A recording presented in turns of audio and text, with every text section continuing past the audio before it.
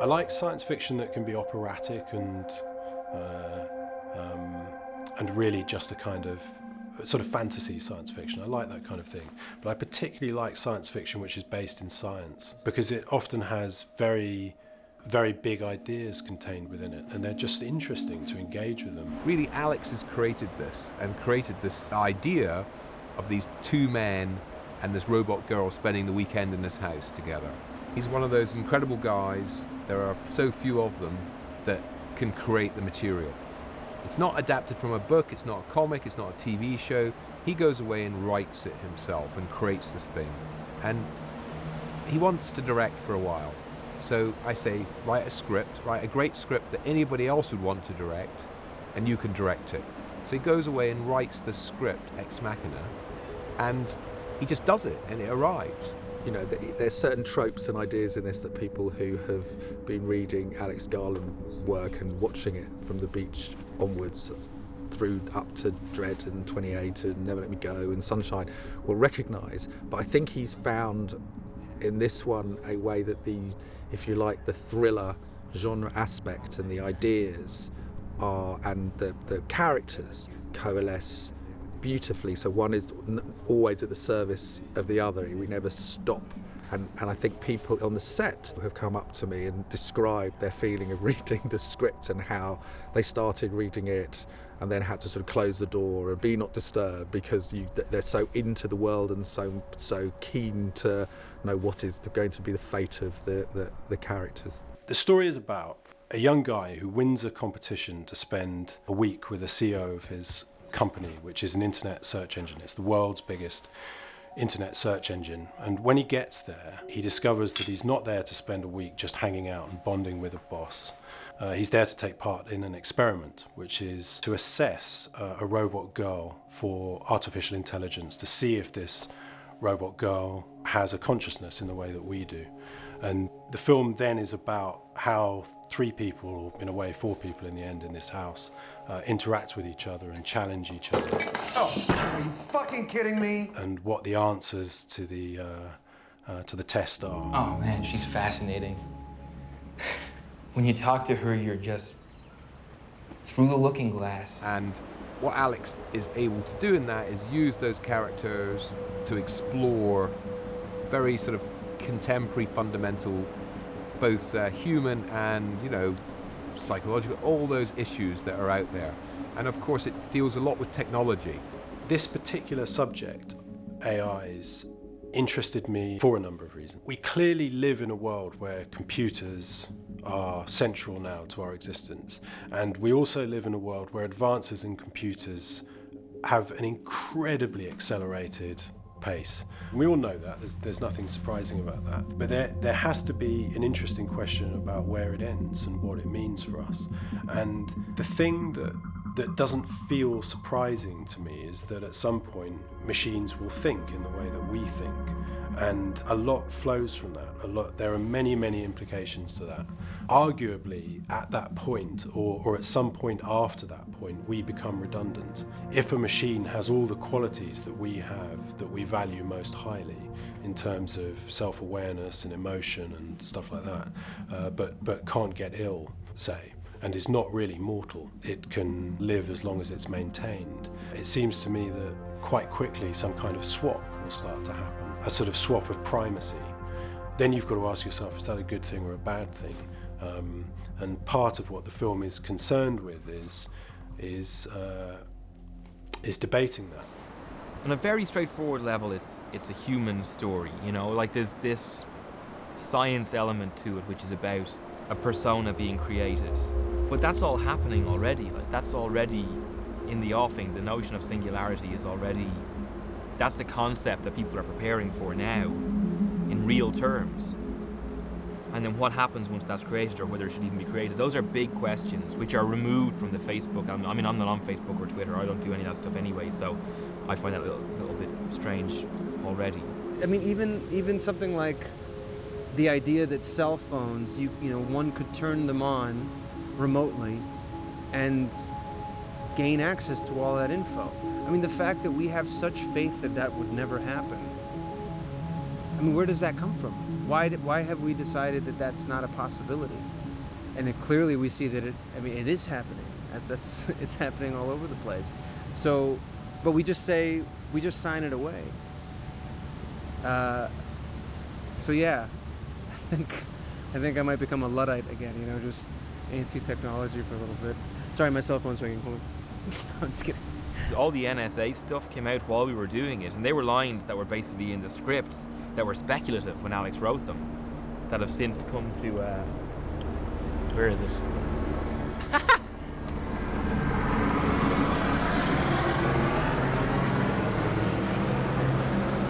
How cool is that? It's pretty cool.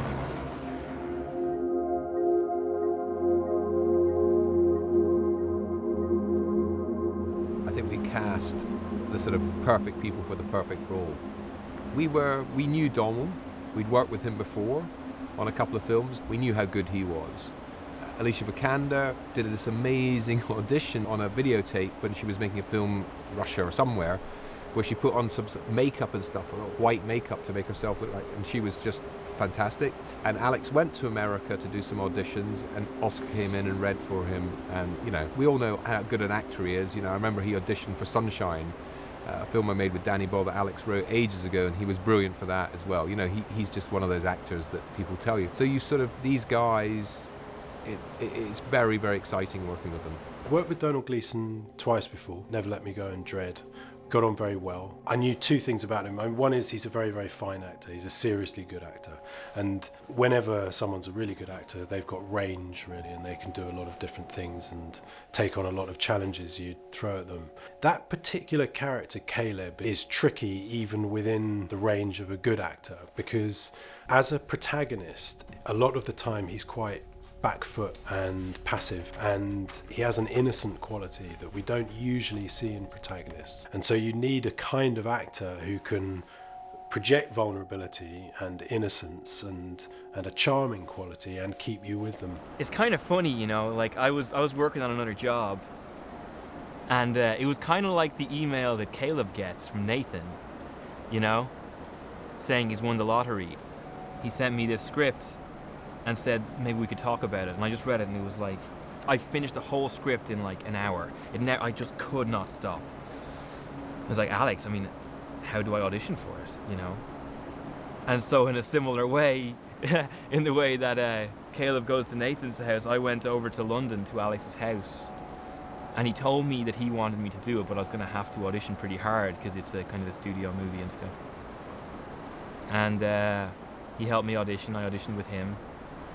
And we kind of picked up where we left off on the last two movies, except for all of a sudden I was kind of front and center. Domhnall had a really, really difficult job, and when we were talking about casting, he was the guy I immediately thought of.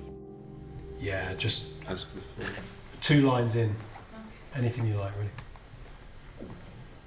Is Nathan your friend? Sure. A good friend? Because I approach this, let's say, on the side of the machines, broadly speaking, sympathy for the robot. I needed to house Ava, the idea of Ava, this machine consciousness, in something that people could fall in love with, really. The lead character, the protagonist, needs to fall in love with her for the story to function. And I think the audience needs to do the same thing. And so to captivate an audience and to believe that a protagonist is captivated, it felt right to house this machine in the form of a robot girl that we could not just feel attracted to, which we might feel, but also protective of her as well. And I think that's a key thing, is engaging that protect instinct in the audience and in the protagonist. Believing why that button has been pushed in the protagonist is really important. Alicia Vikander was perfect for that in lots of different ways. One is she's a very, very beautiful girl in her early 20s. Also, aside from being a really incredibly gifted actress, she was trained as a ballerina, and she's got an extremely good control over her physicality. The way she walks, moves her hand, a slight tilt of her head, and all of that in constructing a machine that you were seduced by was what we needed. And in one way it's difficult because usually when you make a character, use my own emotions or ideas of things I've been through or other people that I've looked at, and suddenly it's like I need to create something which has never existed, which is another form of a being or a machine. And we, you know, as soon as we ask one question, I don't know, 100 more just appear, because you don't know where you know, how she's made. But it's more like, I think it helped me when I figured out that she is more than human, that he's been able to create something which is maybe beyond, and that therefore I could use all of the emotions and human aspects that I know, of course, myself, but then I could add things to it, which made her a bit off and strange and a bit unknowing too, which made, you know, she's a bit doe-eyed sometimes because she's new to this world, but she is a very intelligent machine at the same time. She has to fight against something quite hard, really, and also then not appear to be fighting. And I mean that in a technical level as much as anything. She was wearing a suit when we were shooting that was very restrictive.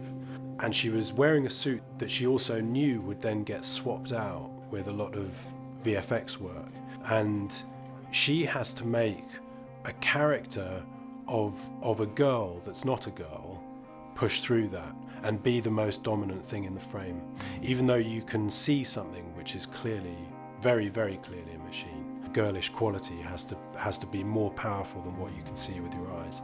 And that's pretty tough. And knowing where to pitch that as an actor when you don't know exactly what you're going to look like at the other end of it is complicated. But she just did an absolutely brilliant job, and I knew it was going to be great in rehearsals and even more so when we were shooting. And then there's another level of discovery you make in the edit where you can see just how nuanced some of her decisions are. They're really quite brilliant, actually. Through the looking glass, wow. You got away with words there, Caleb. You're quotable. Actually, that's someone else's. You know, I wrote down that other line you said about how if I've created a conscious machine, I'm not a man, I'm a god. The particular part of Nathan is the opposite of the part of Caleb. Oscar's character is very, very front foot, aggressive to the point of bullying, witty, cruel, and very, very, very clever. Caleb Smith. The job there, I suppose, is to be able to play that part without turning them into a Bond villain. You know, very easy with a character that is smart and sinister to start caricaturing yourself. I think Oscar's just way too smart to do that, and he keeps it very grounded. He's also very witty. He can find humour in lines, which is really important in a film like this. Can't be taking itself too seriously. It's got to have a kind of absurd element to it. And he was very, very good at bringing that out. I mean, Alex he's been fantastic. And he wrote I remember when I first got out of school as a young actor starting out, the first script I read was a script called Sunshine. And I became so obsessed with it. I got a chance to audition. Of course, I didn't get the part, but even after I didn't get the part, I kept reading it. I kept scoring it. I would find music. I'm like, I need to get in touch with these people. I have the perfect song for the end. You know, I became really just moved by that script and by the movie afterwards. And so when this came around, I got so excited and I read it, and it was just as good. You know, if not even better. You know, to get the chance to play Nathan of all people, who's just written so intelligently, and at the same time, you know, talk about looking like a fool. You know, like this genius, dark, drunk, disco dancing, megalomaniac beast. It was just such a weird contradiction of aspects that Alex had put together inside this machine of a story that just moves. And it's a really difficult shoot. We're really pressured. It's very quick. And it's a very compressed amount of time. You know, we don't have a lot of money. And yet to be able to sometimes feel like I'm doing performance art, to be like, hey, can you just say this poem real quick? Memorize this poem and just go for it. To have the boldness to do things like that, I think it's great. And it also feels sometimes like it's a play. I mean, there's a lot of just people in rooms torturing each other with their brains. And, you know, it's been one of my favorite experiences. Dude, you're wasting your time talking to her. She doesn't understand English. Just give her the napkin. Sorry. Sonoya plays the part of Kyoko, which is a character who's in the film quite a lot, but she doesn't speak, which you would imagine is restricting for an actor. But Sonoya does a lot, and interestingly, like Alicia, she's trained as a ballerina and can convey an enormous amount with physicality and has huge control over physicality. It was very interesting to see how dancers work on a set as opposed to actors, just the different way they approach space and moving from A to B. One of the things that Sonoya needed to do with that character was to convey a kind of still waters run deep thing. When I first met Alex and we were talking about her, it felt so right. I really felt like, I understand this character and I have a bit of her in me, and I've seen a bit of her in my working past, and also I know how to develop her, you know. Me and Oscar were looking at a lot of stuff of like kabuki and geishas, and yeah, it's been really fun to develop her and make her really full, you know, make her character really important.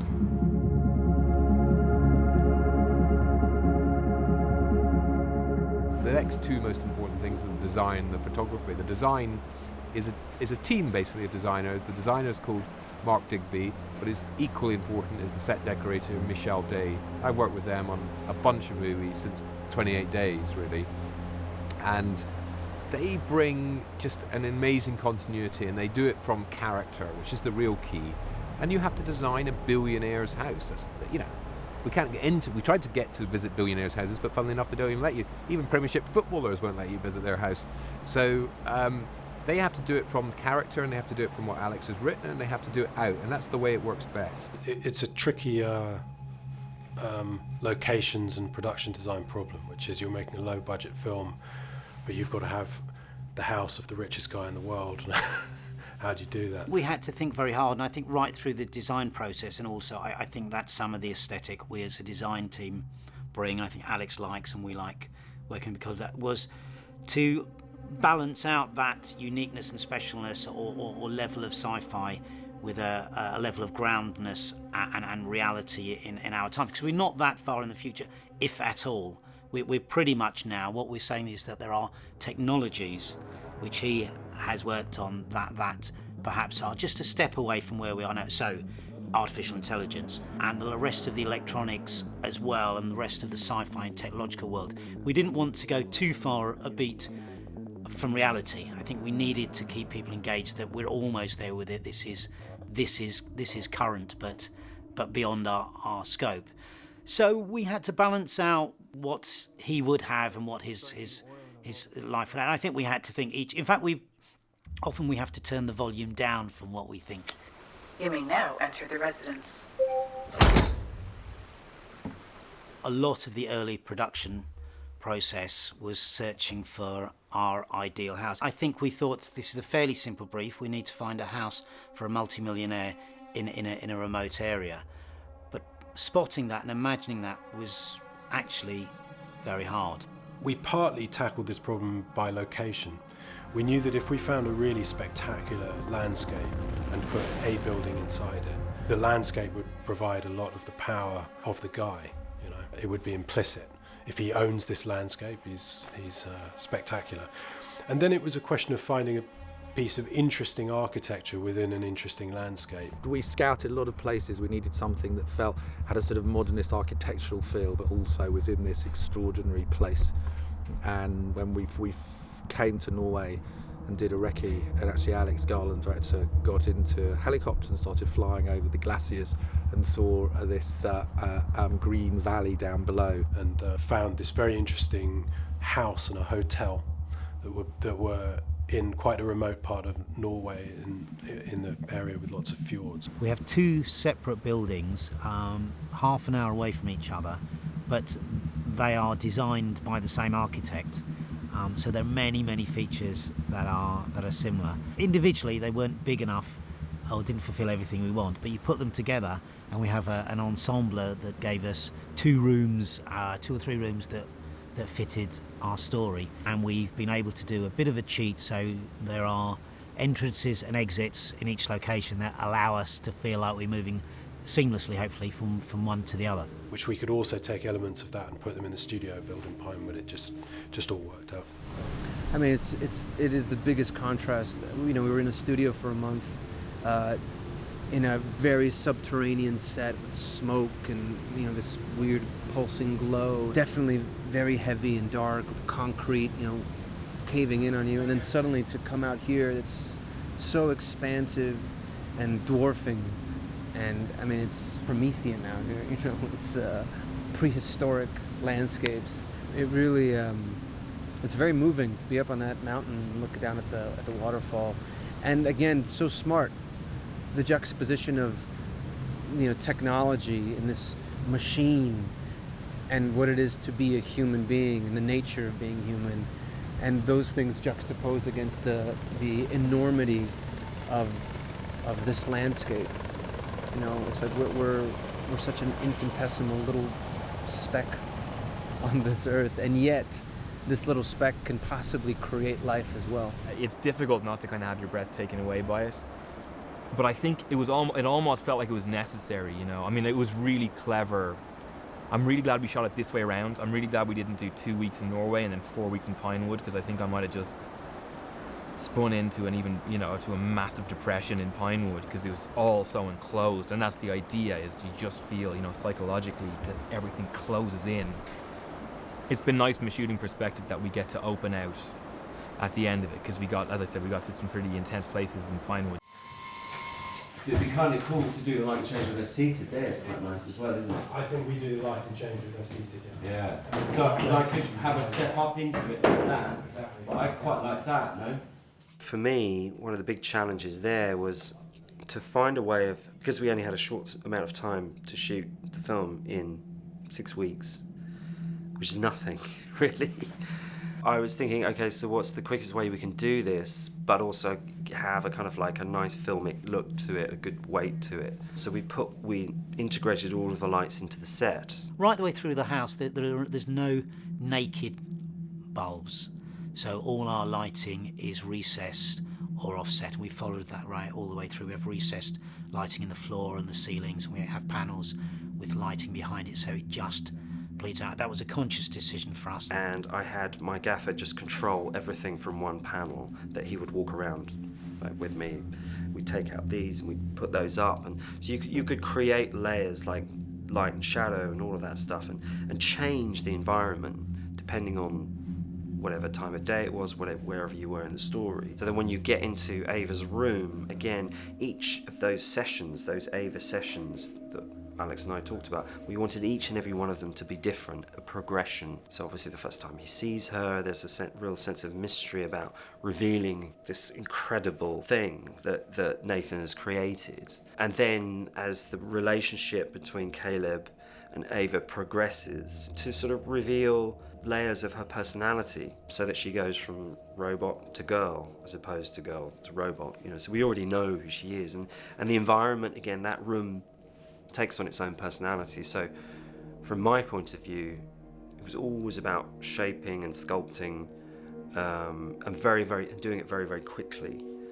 to, I guess, in some way represent psychologically where they were in that relationship.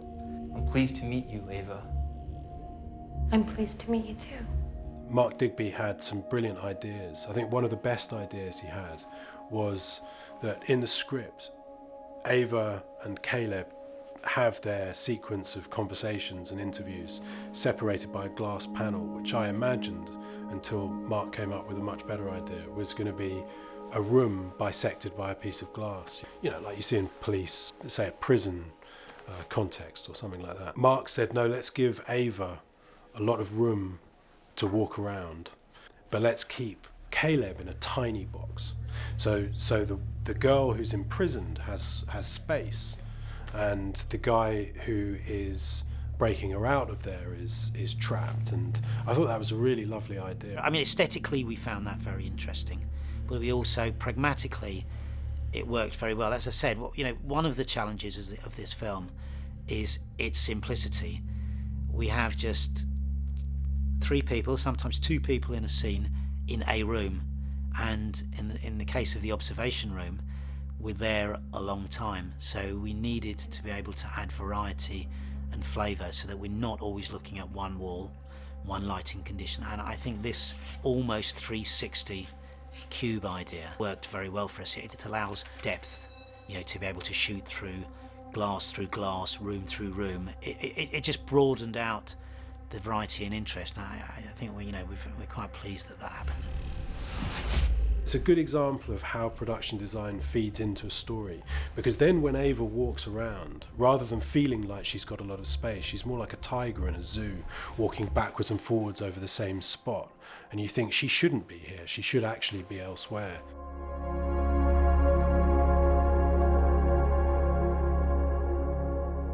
They're all very different characters.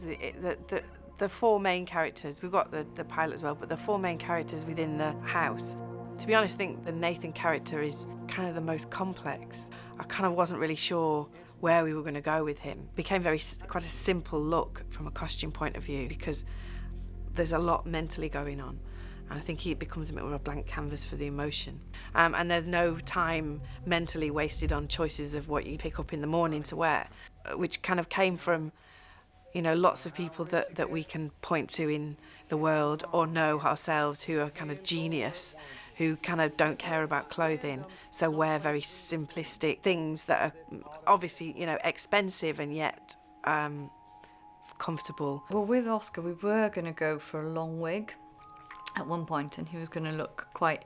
the idea with Oscar is he really doesn't take care of himself at all on the vanity level. He's just not interested. He's basically in the middle of nowhere with nobody apart from his robots, so he really doesn't care at all.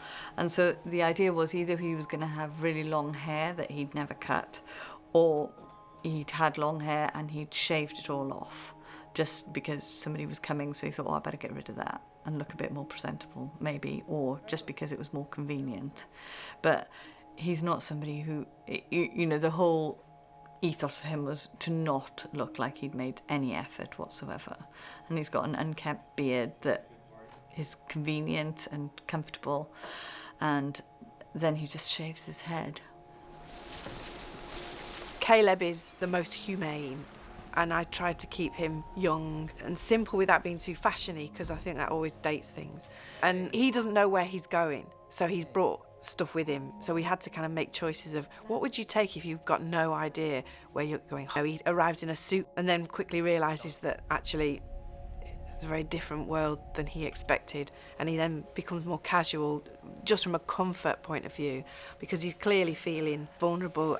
So what he wears is kind of a reflection of trying to feel safe without too much thought as well, because there's a lot going on in his head. With Domhnall Gleeson, when he arrived, he had quite long hair, and Alex and Domhnall, I think, really fancied changing his hair colour so that he would look different for this part, because he's got ginger hair normally. I thought Domhnall would look fabulous blonde, and so in the end we ended up going for like a strawberry blonde colour on him, which I think suits him really well. In fact, it suits him so well I forget it's coloured now. I think that is his natural hair colour. But as a result, we completely had to change his skin tone, because he was, he's quite pale with a blue undertone, and we wanted to make him a little more golden because his character lives by the beach, and that's mentioned in the script. So we wanted to give him a slight beachy feel without it taking away from the fact that he works in an office and works on computers all day. And then Kyoko, she's like the element that's a bit of beauty that you kind of not sure what she is. So we kind of made this choice of only putting her in off-white with a bit of black, and that it's always very simple and just this kind of element of, an air of sort of fashion beauty. How do I look? And then Ava, another level of trickiness, because obviously she is a robot. The suit that she wears as the robot was really complex to make. We approached Sammy because she had experience making superhero costumes, and we knew we needed a costume that would be at times practical, that you would see the actual costume in the shot, and other parts of it would get swapped out. And the biggest challenge really was to make it fit on her so tight that there's no wrinkles, because we knew there were certain elements of her body that were going to be taken out from below the breast down to the ankle is part mainly CG basically, and then there's the complication of when the lighting changes, that she becomes a solid mass that's reflected, that's got this UV feel to the metal part. So all those things added together meant that the fabric we used, there was an awful lot riding on it. We came up with this particular net that one of the things Alex was very, very keen on was that the texture of it couldn't just be like a cross hatch. He wanted it to be hexagonal. So we had to search all over the world for a hexagonal stretchy fabric.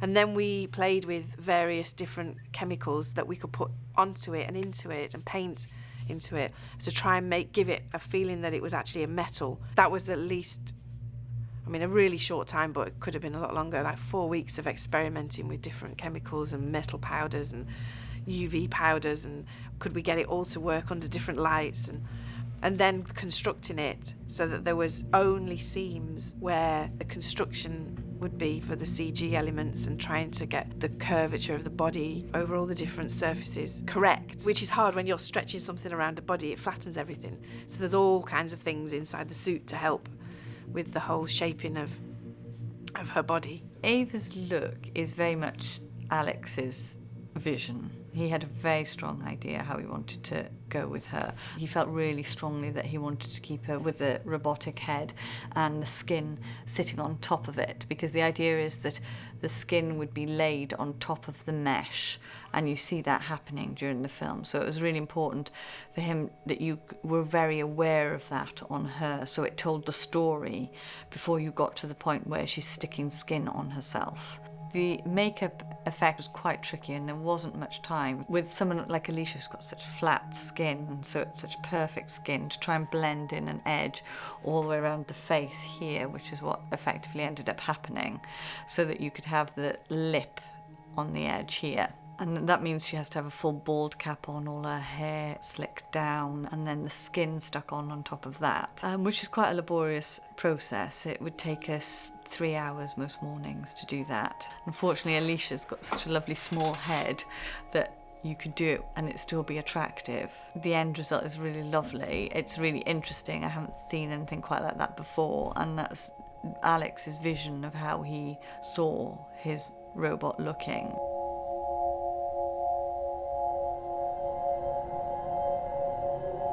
Whatever else was going on, we were making what is actually quite a low budget movie with a huge VFX element, and we needed to be very careful about how we shot it so that we could have a high level of VFX but achieve it. Right from the beginning, we had to pose the question of how human should she look and how robotic should she be. And I think the script right the way through is playing with that, rightly so. And I think visually we needed to follow through with that. Caleb needs to be, and we, I think, need to be constantly reminded that, hang on, this is about an artificial intelligence, it's about a man-made technological thing, but it is so advanced that we perhaps will be fooled or actually do believe that they are human. So we need to break the ice. Do you know what I mean by that? Yes. Ava is an amalgam of great lines of dialogue, really good direction, a fantastic acting performance, beautiful photography, sound, and then visual effects. There's the exciting mixture of all of those elements that comes together to create this character. And to create something that had to feel mechanically plausible, but also that you could absolutely believe that someone could form a relationship with, is very tough. The breakthrough for us was an idea of a mesh that covered her form. The reason why that was helpful is that it was a bit, if you imagined it as a spider web, where in certain lighting conditions you can see straight through it, and you can see the robot skeleton structure, the machine structure, but in other lighting conditions the light will catch it like a spider web, say, if you shine a light on it at nighttime. And the mesh follows the contours of a naked girl. So suddenly you'll see a torso appear, or the shape of a neck or an arm, where previously you were just seeing a machine. And so you get this sort of sense of a girl flickering in your periphery vision while you're looking at a machine, and I think that was really helpful. I suppose the way to think about Ava, particularly looking at maybe her limbs, is that she is human, in that the bones are the same as would be in a human's arms or legs, but the way that the joints work would be more analogous to something mechanical, so like proper ball and socket joints or universal joints, that kind of thing. And then looking at hydraulic muscles that would connect in the same way. And then within her torso, that you actually have a little bit more creative license, as it were, because if you look at a limb, even if you don't have a particularly deep understanding of anatomy, you understand how an arm or a leg works. Whereas internal organs are, unless you know what they are, I mean, they just tend to look like something weird and lumpy. So we actually had more scope to design shapes that were aesthetically beautiful and then think about what the actual meaning and reality of why that object was in that particular place and what it did functionally. We were very keen to make sure that every element within her serves a function. There's nothing in her that is just for decoration. All of that said, you can make something that is functional and beautiful as well, and that was ultimately where we were trying to get to. She's mainly Alicia Vikander, it has to be said. I mean, that sounds like takes away from the work of Andrew Whitehurst and his team and Jock, but it doesn't really. The role was to have a design that complemented an actor, that didn't get in the way of anything an actor was going to want to do, and I think that's what was achieved, yeah. Are you building an AI? I've already built one. Holy shit. Yeah, that's right, Caleb. I think it's been just very exciting for everyone. So there's a focus and everyone's excited about what feels like a very original piece of work. How do you feel about it? It's a deep film, and it definitely has layer upon layer upon layer, and I think it really provokes a lot of thought. What the fuck? I just find it an enormously engaging piece of art. The imagery, the story, the music, it's just everything is this tightly woven creation that gives you so much to think about and so much to talk about afterwards. Now the question is, how does she feel about you? I've always wanted to make films that are accessible but also smart, and if there ever was one that's trying to balance those two things, this is it. Do you want to be my friend? Of course. I'm looking forward to watching it with an audience because I think that'll be exciting. You know, that'll be a great one. Watching it with a proper audience the first time who don't know the film, I think will be really exciting. The real test is to show you that she's a robot and then see if you still feel she has consciousness. It's been really one of probably the most intense shoot I've ever been on. I've never done takes that are 8 minutes long. I've never had to learn 50 pages of text in a week, but I've had so much fun shooting this film, and I'm a bit sentimental now. I'm a bit sad. It's soon over. You feel bad for Ava?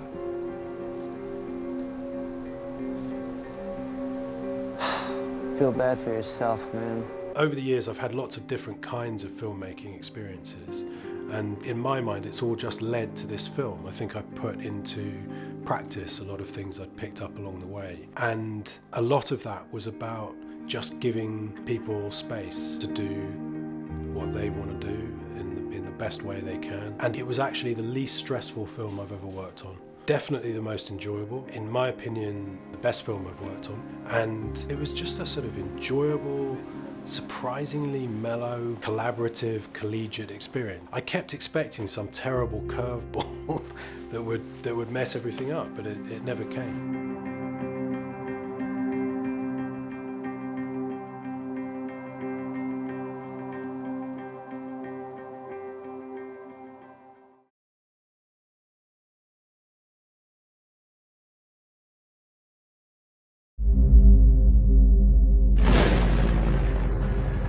You're freaked out by the helicopter and the mountains and the house. And you're freaked out by me to be meeting me, having this conversation at this moment, right? You want to see something cool?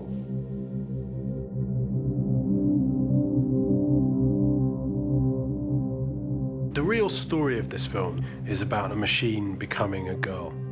The protagonist needs to fall in love with her for the story to function. And I think the audience need to do the same thing. Hello. How do we design something that works plausibly as a machine, but also that you could absolutely believe that someone could form a relationship with? Hi. That was the journey. The design of Ava started with a comic book artist called Jock. He'd put together very different ideas of what Ava might look like, which we were encouraged to engage with. Ava's design was very much driven by Alex, what he had in his mind. I think he wanted it to be very different to anything else. It was less about the robotics and more about this evolved machine. So then we were also looking at human anatomy at the same time to make sure that, yes, we're building the bones in the way that you might build the wishbone suspension on an F1 car, but we're going to connect muscles to that in a way that is the same way as happens in a human being. The role was to have a design that complemented an actor, that didn't get in the way of anything an actor was going to want to do. She's mainly Alicia Vikander, it has to be said. Do you want to be my friend? Of course. Will it be possible? Why would it not be? Even though we're in a science fiction framework, I kind of wanted it to feel very natural, very personal, especially with that relationship between Caleb and Ava. And so Andrew, with the VFX, were just very much like, look, we're going to fit into what you're doing. There won't be any green screens. We could shoot those scenes as we would shoot any piece of drama. Power restored. Here's something else I wanted to show you. Okay. You might think it's stupid. I don't think I will. Alicia Vikander was wearing a prosthetic. He felt really strongly that he wanted to keep her with the robotic head. That means she has to have a full bald cap on, all her hair slicked down, and then the skin stuck on top of that. I don't know how many weeks it took just to make this extremely tight bodysuit that I had to wear. The breakthrough for us was an idea of a mesh. The mesh follows the contours of a naked girl. And so you get this sort of sense of a girl flickering in your periphery vision while you're looking at a machine. We had to work out a way of constructing the whole top of the suit in one piece to show every single beautiful curve of a woman's body. The end result is fabulous, and it was a massive team effort. It's a piece of art that they've created. She is really not only a machine, but she's extremely exquisite. After the first scene, I forget that it's a visual effect, and I'm just watching her as a character. And if I, as somebody who has spent a very long time designing and fretting and fixing things, lose that when I watch it, then something fantastic has happened.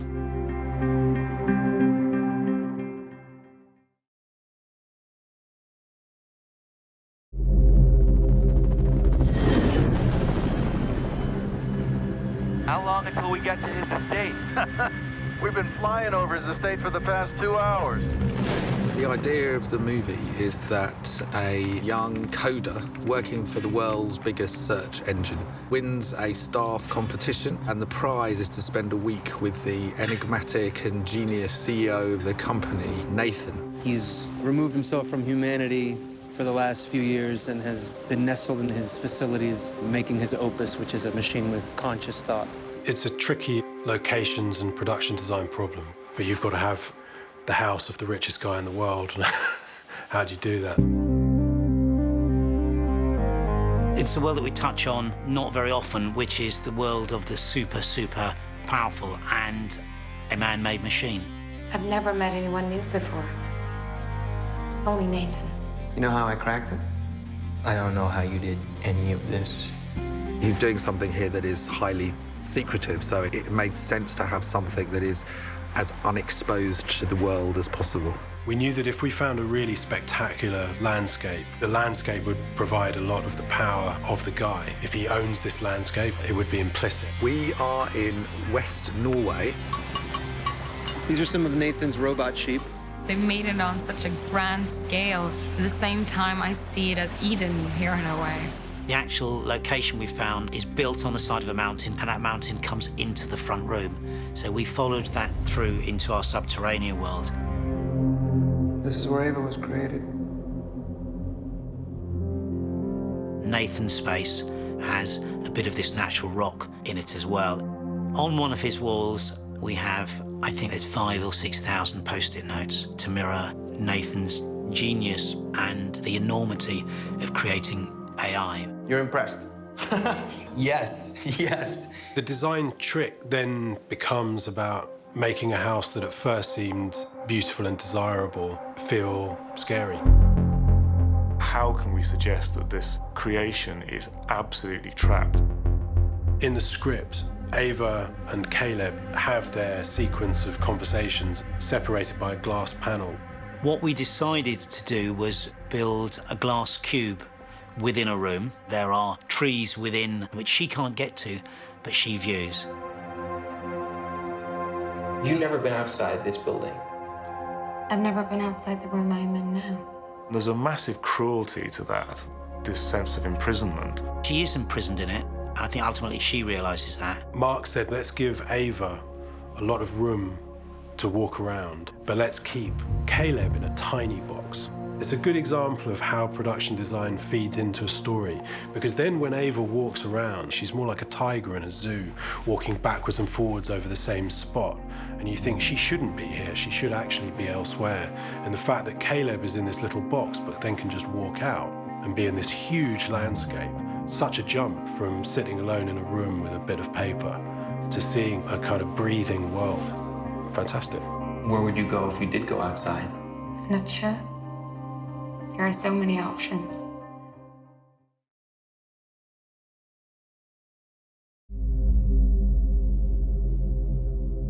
Are you building an AI?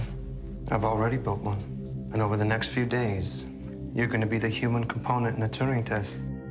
The Turing test was a test set by Alan Turing, the father of modern computing. He understood that at some point, the machines they were working on could become thinking machines, as opposed to just calculating machines. And he devised a very simple test. It's when a human interacts with a computer, and if the human doesn't know they're interacting with a computer, the test is passed. And this Turing test is a real thing and it's never ever been passed. What the film does is engage with the idea that it will at some point happen.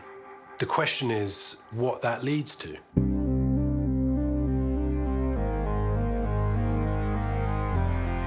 you have a name? Ava.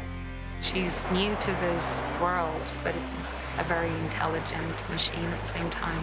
The thing is, you never know, is she perceiving things the way that we do? Would you like to know how old I am? Sure. I'm 1. 1 year or 1 day? 1. The question is whether she has a consciousness, and I think pretty quickly we begin to feel that maybe she does. The responsibility you have towards that is pretty huge. If they have feelings and emotions and fear and love or whatever, that machine starts having the same kinds of rights that we do. Every machine that he's made, once that light starts to flicker on, they immediately want freedom. Go back to your room. If you're imprisoning the machine and the machine doesn't want to be imprisoned, then suddenly it turns into an ethical question. Are you a good person? I think so. Caleb has to try and find out if this machine that says, I'm trapped, help me, is feeling trapped and therefore needs to be helped, or doesn't feel anything at all and is just regurgitating recorded lines. You never know what's wrong or right, and you question the people around you. What will happen to me if I fail your test? Do you think I might be switched off because I don't function as well as I'm supposed to? Ava, it's not up to me. Why is it up to anyone? At some point, machines will think in the way that we think. There are many, many implications to that. If a machine can't get ill and is not really mortal, it seems to me that quite quickly some kind of swap will start to happen. We don't feel particularly bad about Neanderthal man or Australopithecus, which we replaced. So whether it's a good thing or a bad thing, that's up to the individual, I guess. One day the AIs are going to look back on us the same way we look at fossil skeletons in the plains of Africa. The notion of singularity is already the concept that people are preparing for now. I find myself weirdly sympathetic to the machines. I think they've got a better shot at the future than we do. So that's partly what the film's about. Do you have people who test you or might switch you off? No, I don't. Then why do I?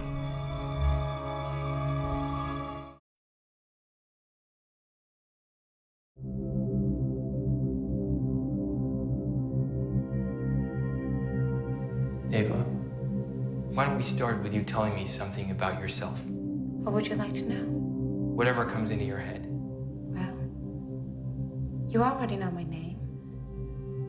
And you can see that I'm a machine. The story is about an experiment to assess artificial intelligence, to see if this robot girl has a consciousness in the way that we do. I needed to house Ava, this machine consciousness, in something that people could fall in love with. Alicia Vikander was perfect for that. It's a piece of art that they've created. She is really not only a machine, but she's extremely exquisite. Aside from being a really incredibly gifted actress, Alicia was trained as a ballerina. She's got an extremely good control over her physicality. The way she walks, moves her hand, a slight tilt of her head. There's an economy and efficiency of the way that she moves that adds a real beauty and precision. Also, there's the emotional connection that she establishes with the other characters. Haven't you met lots of new people before? None like you. It's been really, really cool sitting across from her. We've been really challenging each other from either side of the camera. Alicia was wearing a suit that was restrictive, that she also knew would then get swapped out with a lot of VFX work. That's pretty tough when you don't know exactly what you're going to look like at the other end of it. She has to make a character of a girl that's not a girl, push through that, and be the most dominant thing in the frame. Close your eyes. Okay. It helped me when I figured out that she is more than human. Therefore, I could use all of the emotions that I know myself, but then I could add things which made her a bit off and strange. This is what I'd wear on our date. You know, she's a bit doe-eyed sometimes because she's new to this world, but she is a very intelligent machine at the same time. The thing is, you never know how it's registering inside her mind. You start to become seduced and you start to believe she's human, and then you realize she's not, and how easy it is to be fooled.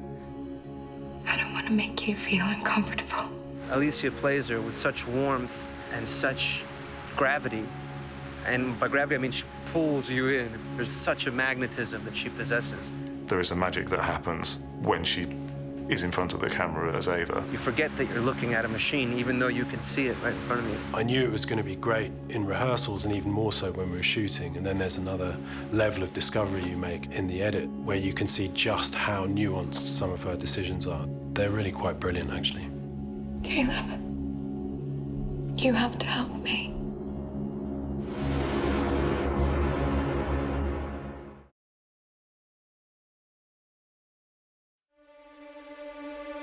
When did you learn how to speak, Ava? I always knew how to speak. And that's strange, isn't it? Why? Because language is something that people acquire. The real underlying story is about a machine becoming human, or at least a machine becoming equal to a human and then arguably better or more interesting. Then you've got to ask yourself, is that a good thing or a bad thing? I have a personal opinion, which is that it's a good thing. Alex's vision, it's really interesting. As he's writing it, he's creating that whole world in his mind.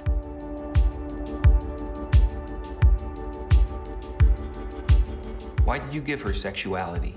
An AI doesn't need a gender. She could have been a gray box. What imperative does a gray box have to interact with another gray box?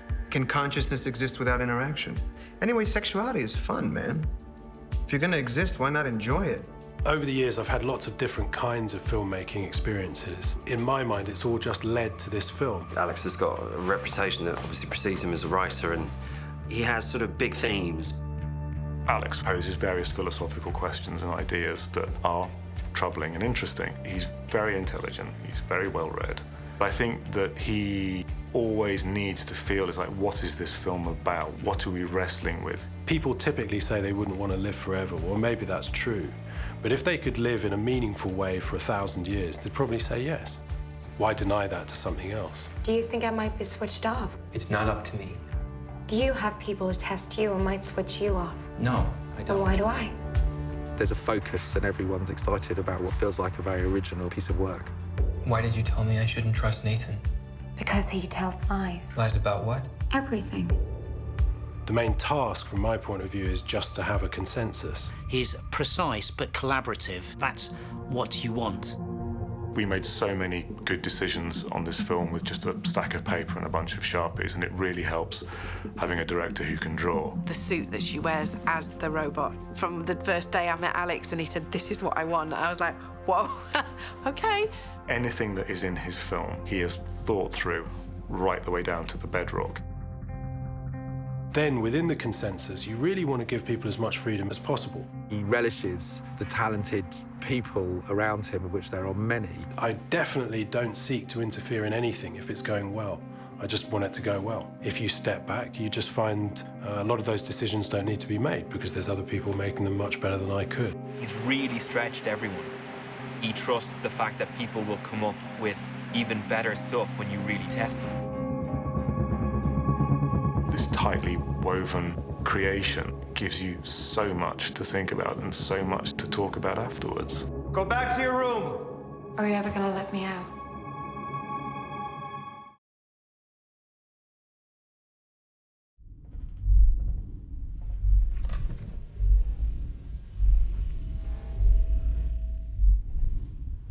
You're wrong. Wrong about what? Nathan. He isn't your friend. Excuse me?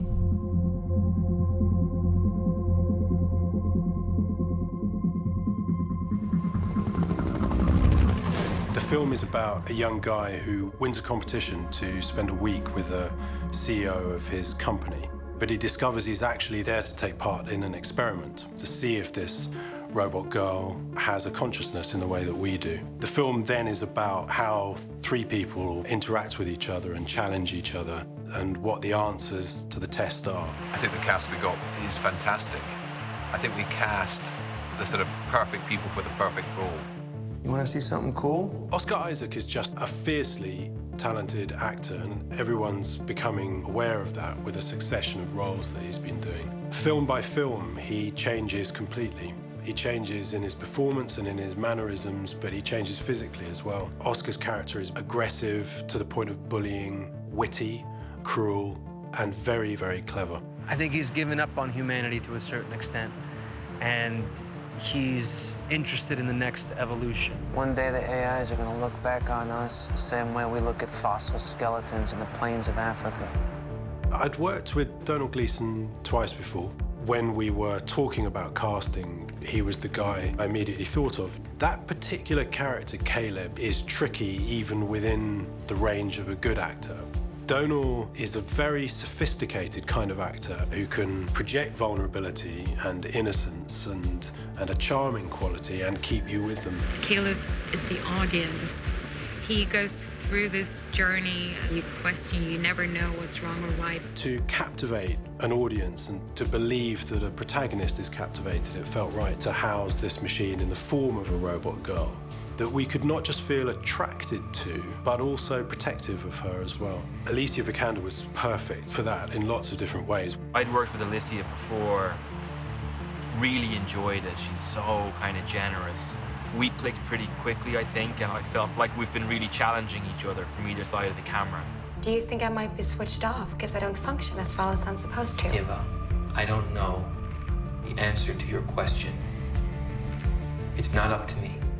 Why is it up to anyone? We already know each other, so we could just dig in and do our work from the first day, which was great, because it is really a lot about chemistry between those two characters. Particularly the way that Alicia plays her with such warmth and such gravity. You forget that you're looking at a machine, even though you can see it right in front of you. It's kind of Caleb in the middle, veering to Nathan and then veering to Ava, and it's like, who do you believe, who do you trust?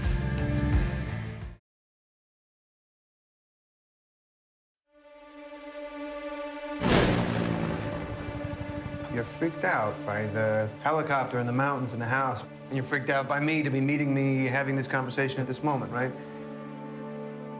You want to see something cool?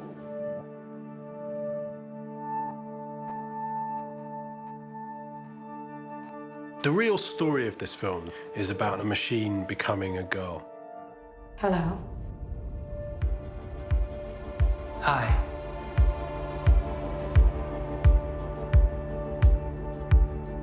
Haven't you met lots of new people before?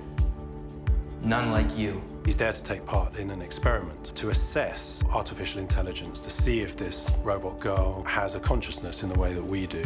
If that test is passed, you are dead center of the greatest scientific event in the history of man. She is more than human. Therefore, I could use all of the emotions that I know myself, but then I could add things which made her a bit off and strange. I do drawings every day, but I never know what they're of. Alicia plays her with such gravity, and by gravity I mean she pulls you in. There's such a magnetism that she possesses. Why did you tell me I shouldn't trust Nathan? Because he tells lies. Lies about what? Everything. How do we design something that works plausibly as a machine, but also that you could absolutely believe that someone could form a relationship with? That was the journey. Ava's design was very much driven by Alex. What he had in his mind was less about the robotics and more about this evolved machine. We're building the bones in the way that you might build the wishbone suspension on an F1 car, but we're going to connect muscles to that in a way that is the same way as happens in a human being. The breakthrough for us was an idea of a mesh. The mesh follows the contours of a naked girl. And so you get this sort of sense of a girl flickering in your periphery vision while you're looking at a machine. We had to work out a way of constructing the whole top of the suit in one piece to show every single beautiful curve of a woman's body. You start to become seduced. The protagonist needs to fall in love with her for the story to function. And I think the audience needs to do the same thing. Caleb, you have to help me.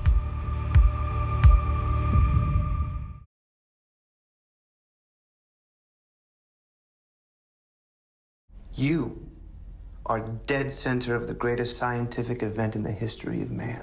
If you've created a conscious machine, it's not the history of man. That's the history of gods.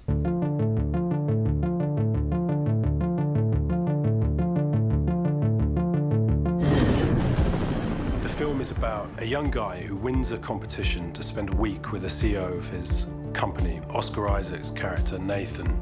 You want to see something cool? He discovers that he's there to take part in an experiment to see if this robot in the form of a girl has a consciousness in the way that we do.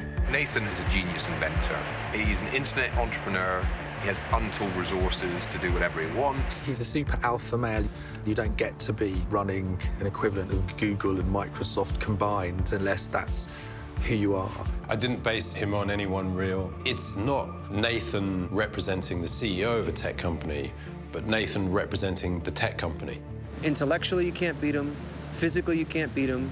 Monetarily, you definitely can't beat him.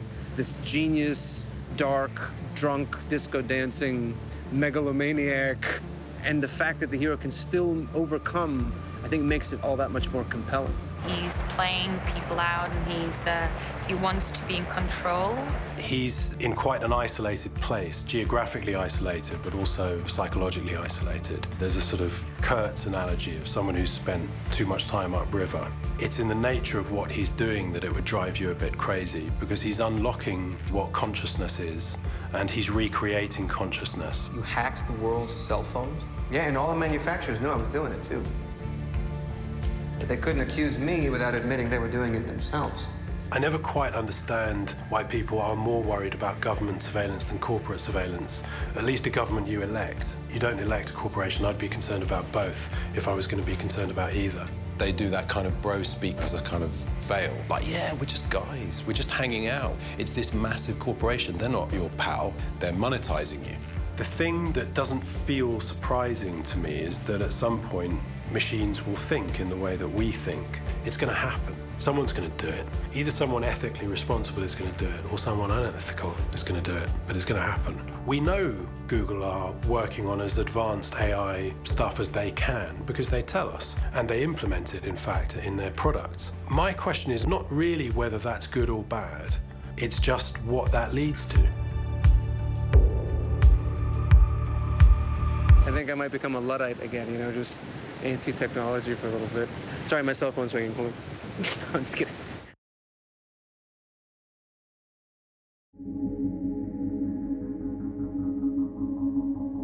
Are you building an AI? I've already built one. And over the next few days, you are dead center of the greatest scientific event in the history of man. The film is all about Ava. It's all about this robot.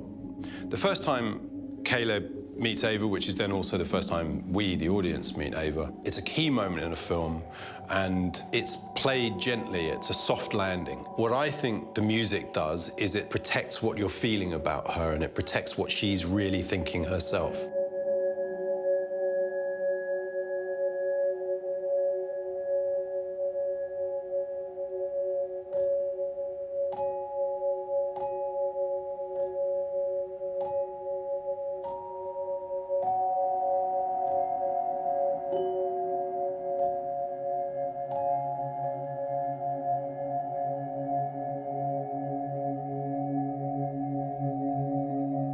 Ava's got this sort of very fairy tale, very simple theme. It has to be absolutely, purely about beauty without any trace of an edge to it. I suppose like a kind of newborn baby, you know? Yeah. It's kind of... innocence. I think it was actually Ben came up with the idea of chimes reminiscent of a nursery. And so on some maybe conscious or maybe unconscious level, it just sort of nudges you away from distrust, I suppose. We all need to feel it's possible to sort of fall for Ava in the same way that Caleb is. Close your eyes. Okay.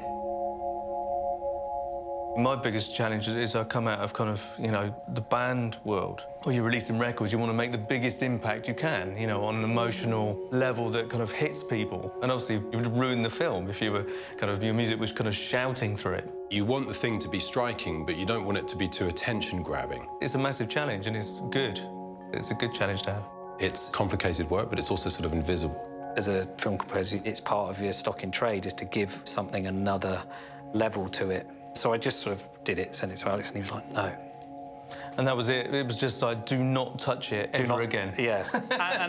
and also, let's not overuse it as well, because it is so simple. I had the most incredible sense of relief. I just thought, this is exactly what I hoped it would be. This image plus this music and this actress. Do you want to be my friend? Of course. A good friend? And then it changes. And then at the end, it disintegrates. I said stop! We can't stop. What were you doing with Ava? Who are you? It progressed with the story. It was a brilliant Jeff-type decision. He said, you know what, let's start degrading them. You know, people were brought in and said, do you get this? What's happening here? And people would say, it just sounds like the speakers are broken. And they're not. They're not.